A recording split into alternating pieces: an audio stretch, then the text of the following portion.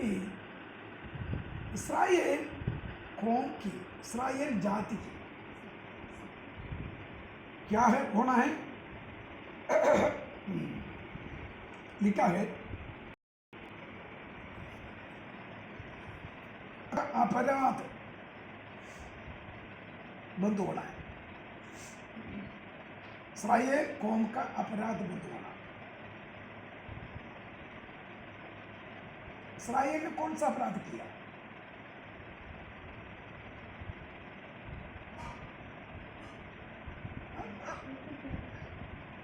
कौन सा अपराध किया इस्राएल ने? एक तो मूर्ति पूजा है, जैसे मतलब इनको तोड़कर अन्य देवी देवताओं के पीछे गया, ये अपराध है। उनके छोटे छोटे बच्चों को बेली चढ़ाती थी। विलाप गीत में नहीं, वो नहीं। हाँ, वो जमिया ने वो सब कुछ जोड़ कर लिखा है उसमें, लेकिन वो जो है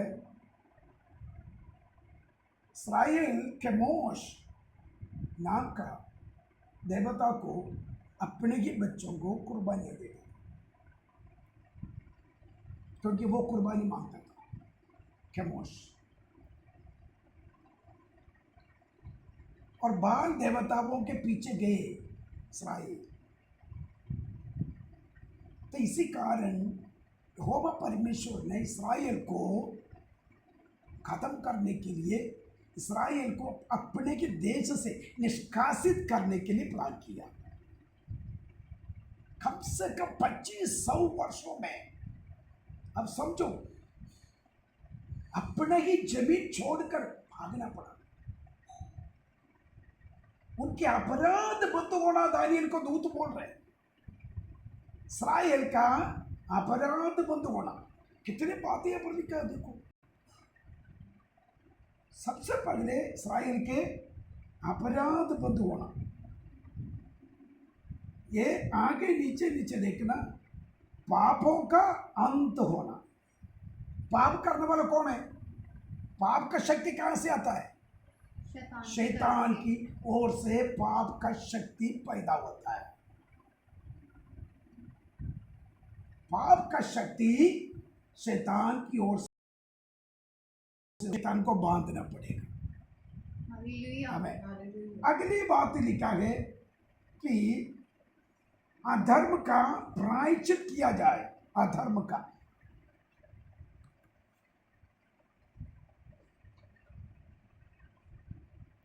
अधर्म का प्रायश्चित किया जाए।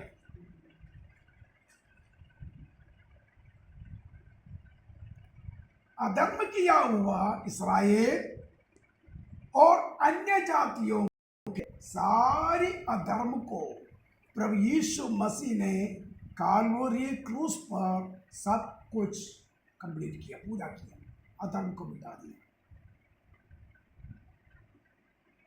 अधर्म जिसमें है, अब एक बात याद रखना, अगर जब तक सुधा बहन जी प्रभु यीशु मसीह को ग्रहण नहीं करते हैं या अपने पापों को खुदा के आगे रह के कर तौबा नहीं करते, तब तक बहन के अंदर उस पाप की शक्ति है, उस शैतान की शक्ति है।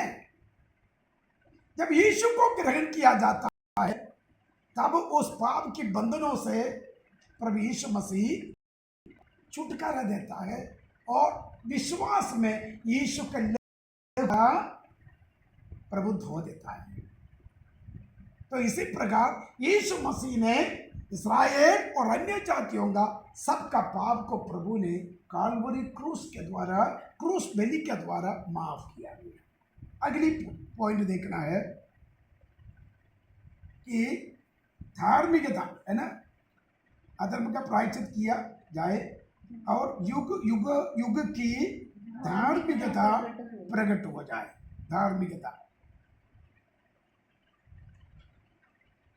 इसका मतलब है यहूदा जातियों की, यहूदी जाति है, उसकी पाप की क्षमा की जाएगी और शैतान को 1000 वर्षों के लिए पकड़ा जाएगा, अरेस्ट किया जाएगा, संगल में बांधा जाएगा, उसको अथाह कुंड में डाल दिया जाएगा तब धार्मिकता का शुरुआत शुरुआत होगी। Yes, hallelujah.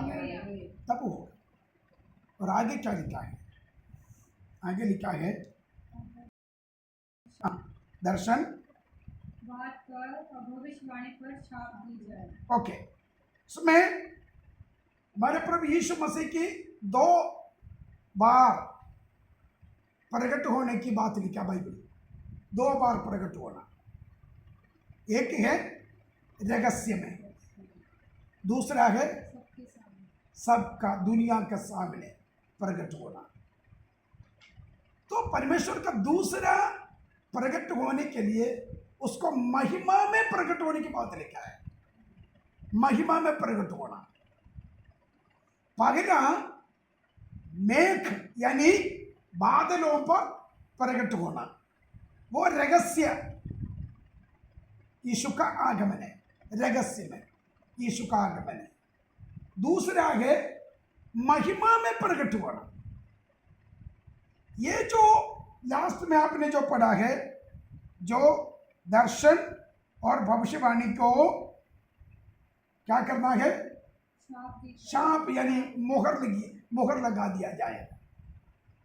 इसका मतलब है यहाँ पर जो महत्वपूर्ण 2 बात लिखा है, प्रभु यीशु मसीह महिमा में प्रकट होना है और खुदा के लोगों के छुटकारा होना है।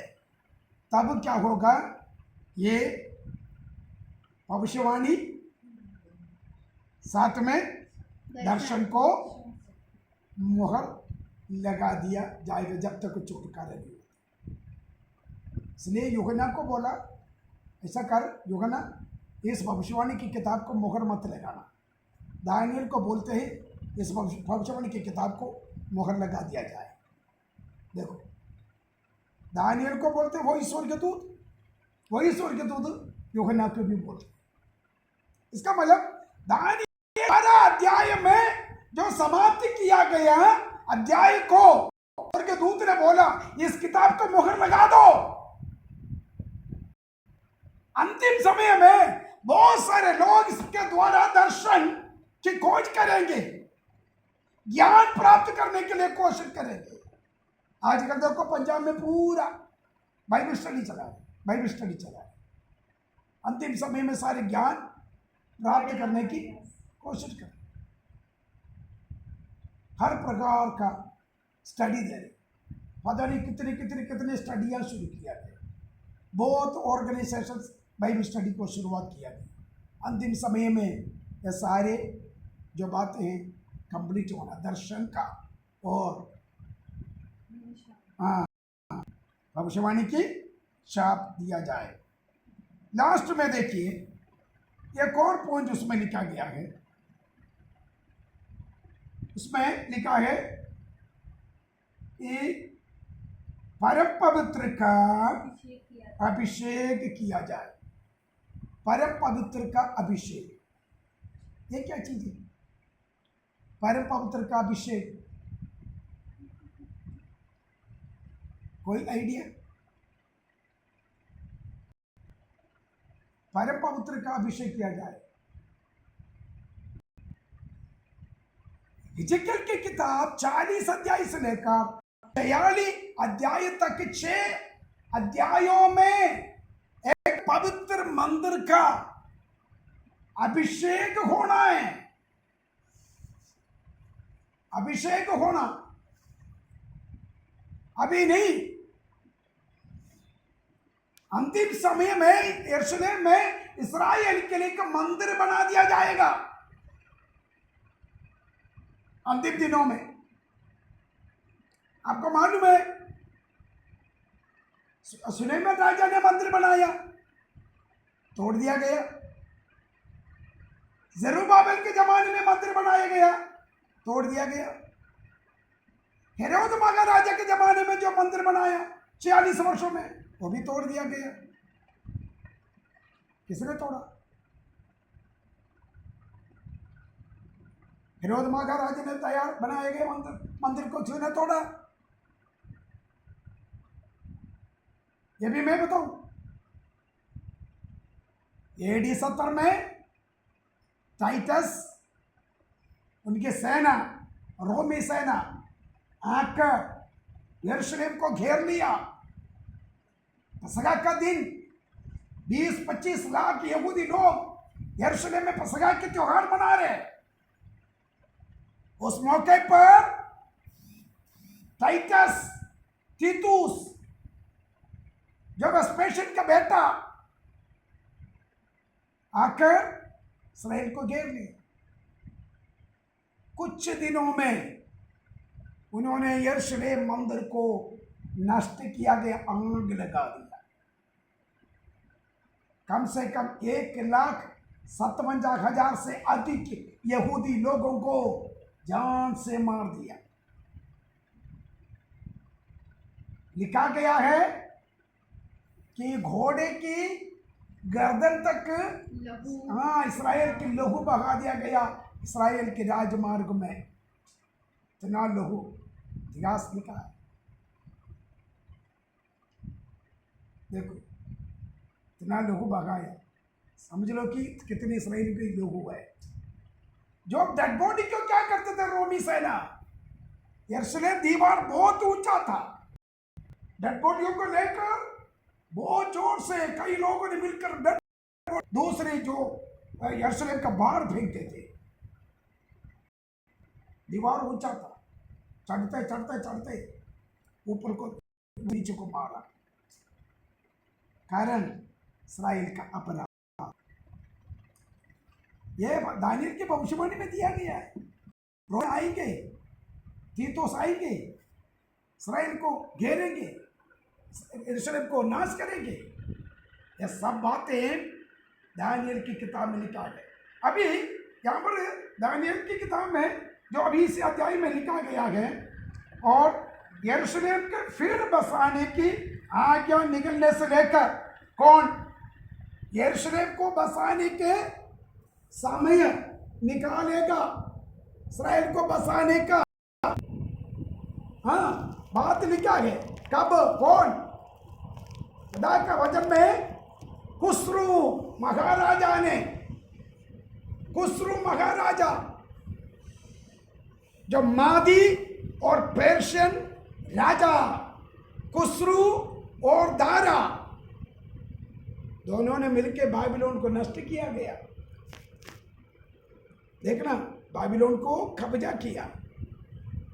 आसान है, वो उसका भी भविष्यवाणी है, इसका भी भविष्यवाणी है। खुसरू और दारा ने बाबिलोन को नष्ट किया जाए, मार दिया गया उसको, लास्ट थे राजा, ठीक है ना, बेलशास्सर को मार दिया गया। तो यहां पर लिखा गया कि अभिषिक्त प्रधान के समय तक 7 हफ्ता बीतेगा। सो ये जान और समझ ले कि यरूशलेम के फिर बसाने की आज्ञा के निकलने से लेकर, आज्ञा किसने निकाला है? आज्ञा किसने निकाला इस्राएल को बसाने का? परमेश्वर। अभी मैं बताया, खुसरू महाराजा, खुसरू मादी पारसी राजा हैं, खुसरू और दारा जो बाबिलोन को कब्जा किया था। दिमाग किधर नहीं है।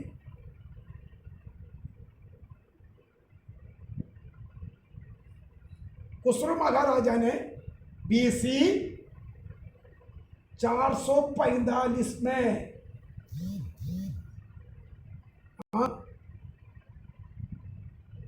ठीक है ना, खुसरू ने बीसी 445 मार्च 14 तारीख को आदेश निकाला, यदि कोई सर्वशक्तिमान परमेश्वर है, जो यहूदियों सुनो, जो परमेश्वर का भवन को जो नष्ट किया गया है, उसको बनाने के लिए कौन जाए, उनका नाम दर्ज कराओ। खुसरू महाराजा कौन है? तो यहोवा परमेश्वर को भी नहीं जानते, लेकिन प्रभु जानता था। जातीय राजा, अन्य जातियों की राजा, वो परमेश्वर का मंदिर बनाने के लिए आदेश दिया गया। BC 445 मार्च 14 तारीख आदेश दिया गया। तो अगले जो एक विषय लिखा है, अभिषिक्त काटा जाना। अभिषिक्त यहां पर लिखा है, यरूशलेम के फिर बसाने की आज्ञा के निकलने से लेकर अभिषिक्त प्रदान के समय तक 7 सप्ताह बीतेगी।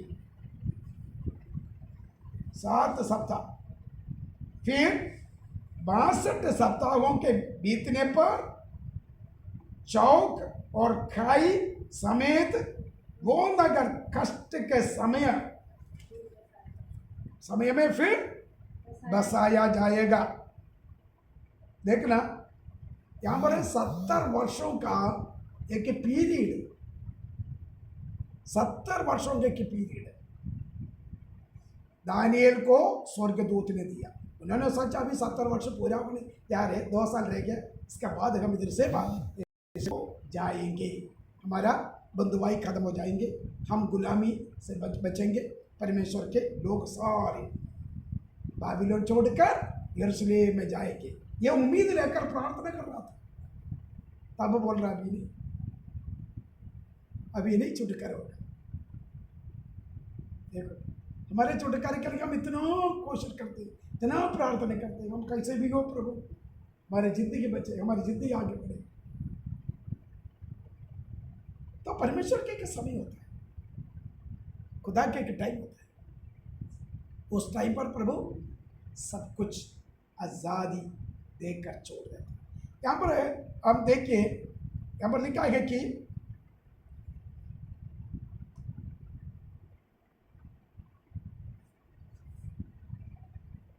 थोड़ा पढ़िए बेटा।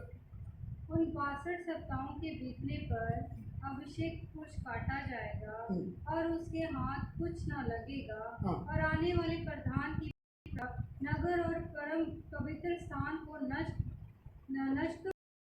परंतु उस प्रधान का अंत ऐसा होगा जैसे बाढ़ से होता है। बस बेटा एक मिनट रुकना। यहाँ पर जो हम पढ़ते हैं, अभिषिक्त प्रधान को काटा जाना, कौन है ये? अभिषिक्त प्रधान को काट दिया जाना, काटा जाना।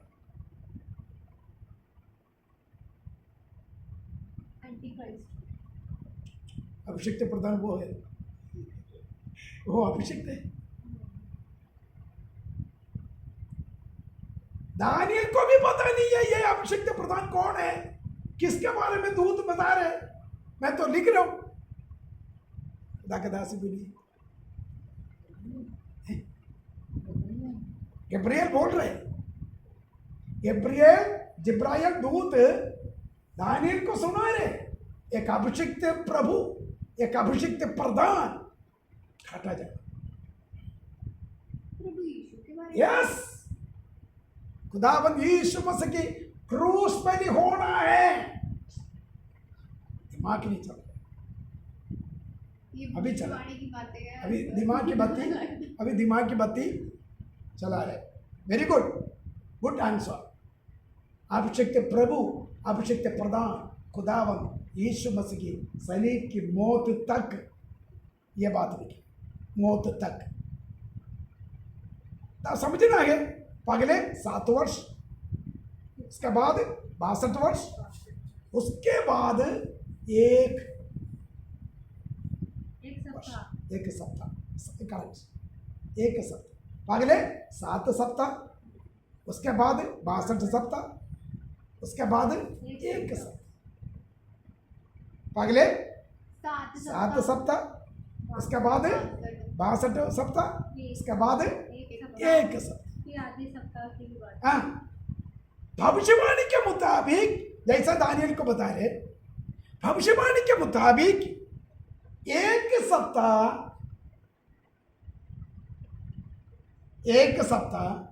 7 वर्ष होता है भविष्यवाणी के मुताबिक। इसका मतलब एक वर्ष को 360 दिन होती है। भविष्यवाणी के मुताबिक, भविष्यवाणी के अनुसार यहूदियों का भविष्यवाणी है, उनको दिया हुआ भविष्यवाणी के मुताबिक 1 वर्ष 360 दिन होता है। सप्ते की बात लिखा है 7 सप्ते 7 वर्ष। 7 दूनी 7 कितने? 49। 490 वर्ष पीरियड। देखो 490 वर्षों का पीरियड, अलग अलग पीरियड दानियल को बता रहे। अभी देखना 7 वर्ष में 7 सप्ताह 7 वर्ष होता है, क्योंकि आप हिजकिय्याह की किताब 4 अध्याय की 4 आयत पढ़ने में पता चलता है। और पतरस को प्रभु यीशु मसीह ने कुछ बातें कर रहे, पतरस ने कुछ सवाल किया, प्रभु जी गुरु ये बताओ मैं अपने भाई से कितने बार माफ करूं? मैं 7 बार माफ करूं? पतरस पूछा मैं 7 बार माफ करूं? 1 बार भी माफ नहीं करते। प्रभु ने क्या बोला? 7 नहीं, 7 दूनी 70। 7 दूनी 70 कितने? 490। इसका मतलब है 490 बार हम माफ करें भाई से या बहन से, माफ करते रहे, इसका कोई अंत नहीं होती है। जिंदगी भर माफ करो, जिंदगी भर माफ करो। खुदा ना करे कल हम जीवित नहीं रहेंगे, किसी से बदला लेना, किसी से माफी मांगना मौका नहीं मिला, खत्म। उधर जाने में हिसाब किताब देना पड़ेगा, तुमने उसे माफ क्यों नहीं किया? मैंने तेरी गुनाह माफ किया, तो उनकी गलती माफ क्यों नहीं किया? पूछे। इसका मतलब हमें ऊपर जाना था, लेकिन ऊपर जाने का मौका खो दिया। प्रभु ने बोला जैसे मैं तुम्हारी गलतियां माफ करते, तुम्हारी गुनाहों को माफ करते, तुम दूसरों का भी क्षमा करो। दूसरे की गलतियां क्षमा करो। यदि तुम क्षमा नहीं करोगे, मैं तुम्हारी गलतियां क्षमा नहीं करूंगा। नहीं करेगा। पिता बोल रहे, पिता परमेश्वर बोल रहे। इसका मतलब खुदा का आज्ञा है तुम अगले की गुनाहों को, उसके अपराध को क्षमा करना है।